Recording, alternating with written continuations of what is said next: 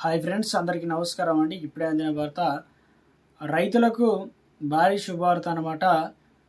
తెలంగాణ రాష్ట్ర వ్యాప్తంగా యాసంగి సీజన్ అనేది పైసలు ఎప్పుడు జమ కావడం జరుగుతుంది. ఇందుకు సంబంధించి ప్రభుత్వం నుంచి ఒక అప్డేట్ అయితే ఇచ్చారు.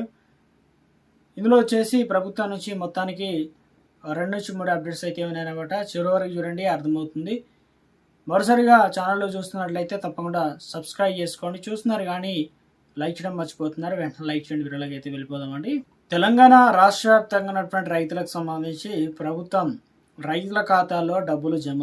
ఏ పథకానికి సంబంధించి ఏంటి అనేది ఒకసారి చూసుకున్నట్లయితే, ముఖ్యంగా ఇప్పటికే యాసంగి సీజన్ అనేది వచ్చేసింది కదా. ఇప్పుడు వానాకాలం సీజన్ ఏదైతే ఉందో మనకు రైతుల నుంచి కొనుగోలు చేసినటువంటి మొక్కజొన్నకు సంబంధించిన పంట ఉంది కదా, వాటికి రావాల్సిన పెండింగ్ బకాయిలన్నిటి నిధులను కూడా మార్క్ఫెడ్ శుక్రవారం రిలీజ్ చేయడం జరిగింది.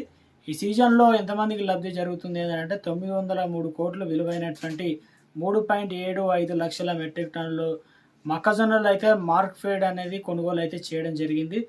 ఇక ఈ సీజన్లో 78,500 మంది రైతుల ఖాతాల్లో ఎకరాలు విస్తీర్ణం టన్నుల కొద్దీ, ఇక క్వింటాల కొద్దీ వారి అకౌంట్లో డబ్బులు అనేది రిలీజ్ అనేది అవుతున్నాయి అన్నమాట. ఇక ఎందుకంటే బహిరంగ మార్కెట్లో రైతులకు గిట్టుబాటు ధర లేకపోవడం వల్ల రాష్ట్ర ప్రభుత్వం మార్కెట్ ఫేర్ ద్వారా కింటాకు 2,400 మద్దతు ధరకు మొక్కలు కొనుగోలు చేసింది. అయితే రైతులకు డబ్బులు విడుదల చేసే విషయంలో బ్యాంక్ గ్యారంటీ రాక ఆలస్యం కావడంతో రైతులు ఇబ్బంది పడ్డారన్నమాట. దీంతో చాలా వరకు ఆలస్యం అయితే కావడం జరిగింది. సో ఇప్పుడు తెలంగాణ రాష్ట్ర వ్యాప్తంగా మార్కెట్ దాదాపు 60,000 మంది రైతులకు చెల్లింపు చేసింది. 2-3 రోజుల్లో రైతుల ఖాతాలో డబ్బులు అనేది అకౌంట్లో పడతాయన్నమాట. 171 కోట్ల రుణం కావడంతో మొత్తాన్ని శుక్రవారం నుంచి రైతుల ఖాతాల్లో జమ చేయడం అయితే జరిగిందంటూ ఒక అప్డేట్ అయితే ఇవ్వడం జరిగిందండి.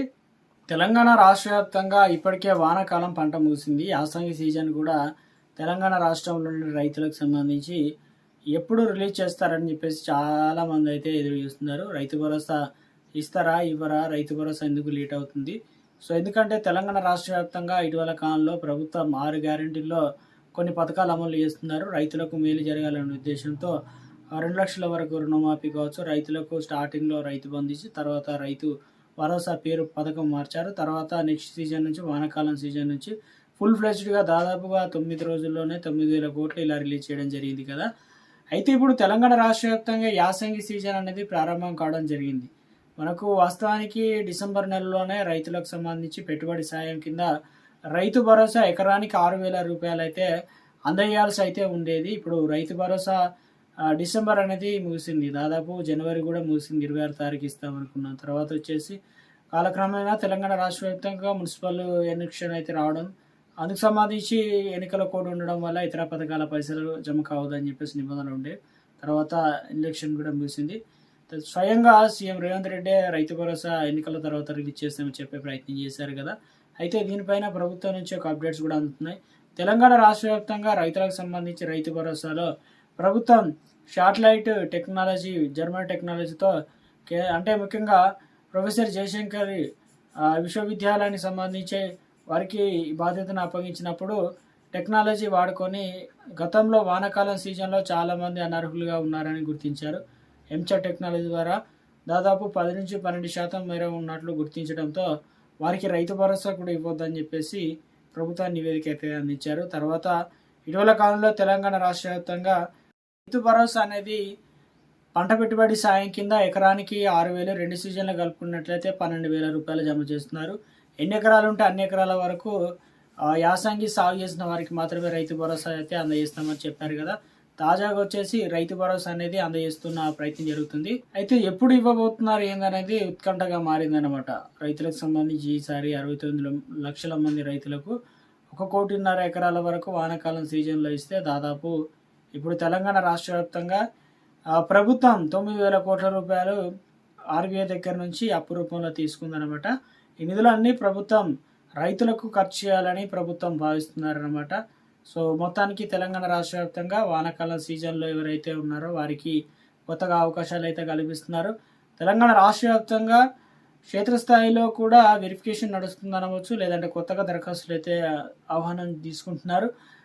వ్యవసాయ అధికారులు ఏదైతే ఉన్నారో ఏ పంట వేశారో, ఎన్ని ఎకరాల ఉందని చెప్పేసి లెక్కలు కూడా తీస్తున్నారు అనమాట.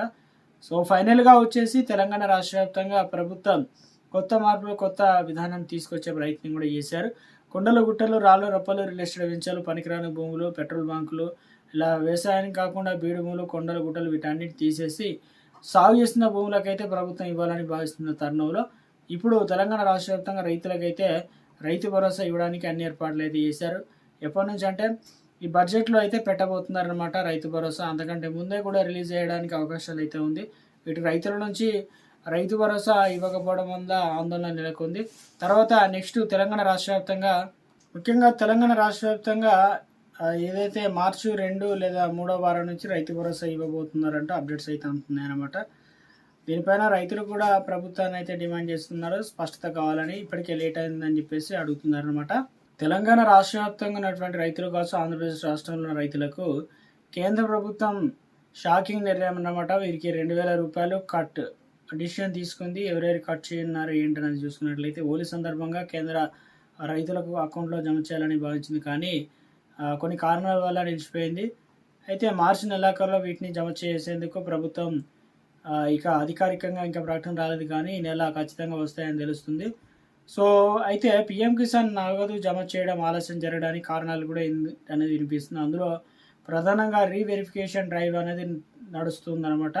నిజమైన లబ్ధాలకు మాత్రమే డబ్బులు అందేలా కేంద్ర లబ్ధాలకు అర్హత మళ్ళీ కూడా స్టార్ట్ చేశారు, పునః పరిశీలన చేస్తున్నారు. ఇటీవల లక్షలాది మంది పేర్లను తొలగించిన కేంద్రం ఏడాది తొలి విడతకు ముందే మరోసారి పరిశీలన అయితే చేపడుతున్నారు. భూమి రికార్డులను అనుసంధానించకపోవడం, కొన్ని యాజమాన్యాలతో వ్యత్యాసం ఉండడం, మీ బ్యాంక్ అకౌంట్లు లింక్ చేయకపోవడం, ఇన్కమ్ ట్యాక్స్ చెల్లించే వారు కూడా కొంతమంది లబ్ధి పొందుతున్నట్లు గుర్తించడం జరిగింది.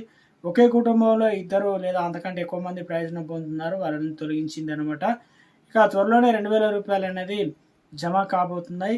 ఇవన్నీ కూడా అత్యంత పారదర్శకతతో పెంచి అంటే ఇవ్వడానికి ఇక ప్రభుత్వం నిధులను దుర్వినియోగం నిరోధించడానికి కేంద్రం భారీగా రీవెరిఫికేషన్ డ్రైవ్ అనేది చేపడుతుంది.